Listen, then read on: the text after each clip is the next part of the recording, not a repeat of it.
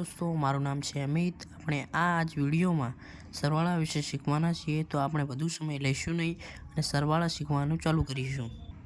तो चलो मित्रों, આપણે ચાલુ કરીશું। તમને સરવાળા આવડતા જશે, પણ ન આવડતા હોય તો તમે આ વિડિયો જરૂરથી જોજો। તો 9 ને 6 મિત્રો કેટલા થશે, તો તમને ન આવડતા હોય તો આવી રીતના તમે લીટા કરીને પણ કરી શકો છો। તો 9 અને 6, તો 9 અને 6 કેટલા થશે, તો 9 અને 6 15 થશે। તો 15 એ એકમની સંખ્યા છે ને આ દશકની સંખ્યા છે। તો એકમની સંખ્યા અહીંયા મૂકવામાં આવશે અને દશકની સંખ્યા અહીંયા મૂકવામાં આવશે। તેના પછી 5 ને 2 7 અને ઉપર 1 8 છે, તો આ ઉપરની બધી પણ ગણવામાં આવશે તો 8 થશે। પછી તેના પછી 5 અને 8 અને આમ પણ તમે ગણી શકો છો। તો 5 અને 8 નું જે કુલ રકમ છે તો કેટલી થશે, 5 અને 8 ની કુલ રકમ 8 અને 5 કુલ થઈને 13 થશે। તો 13 આપણે સીધા જ અહીંયા લખી દઈશું, કારણ કે આટલે કઈ સંખ્યા નથી। તેના પછી 4 ને 4 કેટલા થશે, તો 4 ને 4 8 થશે।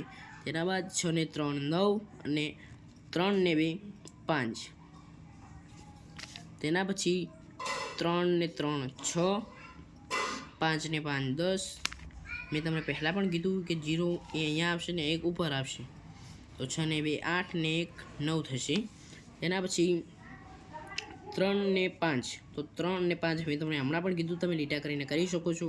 તો 3 ને 5 8 થશે। તેના બાદ 8 ને 3 કેટલા થશે, તો 8 ને 3 કુલ થઈને 11 થશે। તો 11 અહીંયા આવશે, 1 અહીંયા આવશે ને ઉપરની બધી ઉપર। તેના બાદ 8 6 ને 2 8 અને 1 9 થશે। બધી ગણી લેવાની, ભૂલશો નહીં। તેના બાદ 5 અને 6 કેટલા થશે, 5 અને 6 11 થશે। તો એકડો અહીંયા આવશે ને ઉપર 1 આવશે। તેના બાદ 6 ને 2 8 ને 1 9 થશે।